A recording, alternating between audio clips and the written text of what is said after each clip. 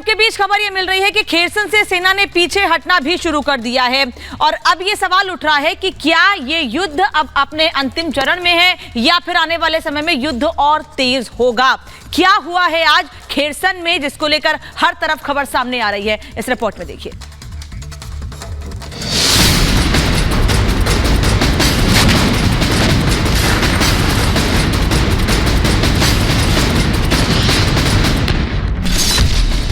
Kherson शहर से पीछे हटा रूस।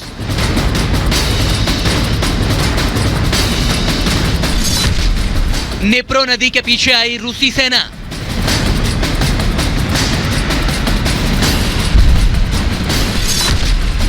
रूस को बड़ा झटका या नई रणनीति?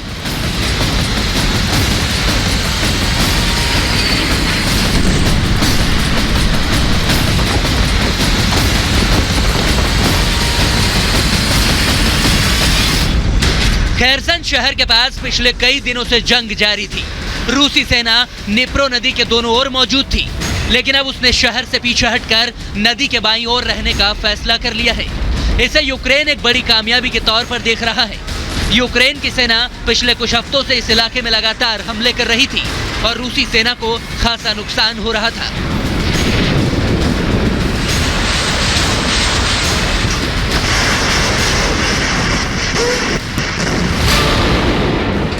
और अब रूस ने एक बड़ा फैसला लेते हुए शहर के पास अपनी सेना को वापस बुलाया है। इसकी घोषणा खुद रूस के रक्षा मंत्री सर्गेई शोइगु और यूक्रेन में रूसी कमांडर सर्गेई सुरोविकिन ने की है।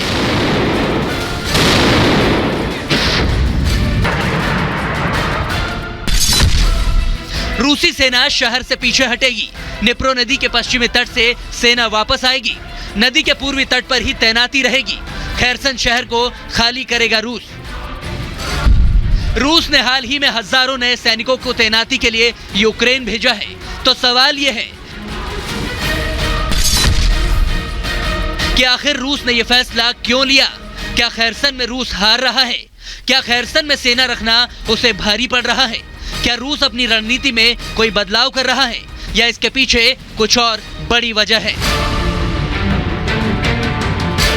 यूक्रेन इसे भले ही अपनी एक बड़ी जीत मान रहा है, लेकिन उसे यह भी संदेह है कि खेरसन शहर से पूरी तरह से रूसी सेना को आजाद कराया गया है। यूक्रेन का यह मानना है कि शहर के अंदर और उसके आसपास अभी भी रूस के कई सैनिक मौजूद हैं। वहीं खेरसन से सैनिक हटाने के पीछे जनरल सुरोविकिन ने भी कई बातें कही हैं। सुरोविकिन ने माना है कि खेरसन शहर में हालात काफी मुश्किल हैं। यूक्रेन ने बड़ी संख्या में वहां सैनिक भेज रखे हैं। यूक्रेन के हमलों से आम नागरिकों को भी बड़ा खतरा है। निप्रो नदी पर बने पुल पर भी खतरा बढ़ता जा रहा है। साथ ही नदी पर बने बांध पर भी यूक्रेन हमले कर सकता है। रूस का दावा है कि यूक्रेन निप्रो नदी पर बने बांध को हमले कर तोड़ सकता है, जिससे भारी तबाही मच सकती है।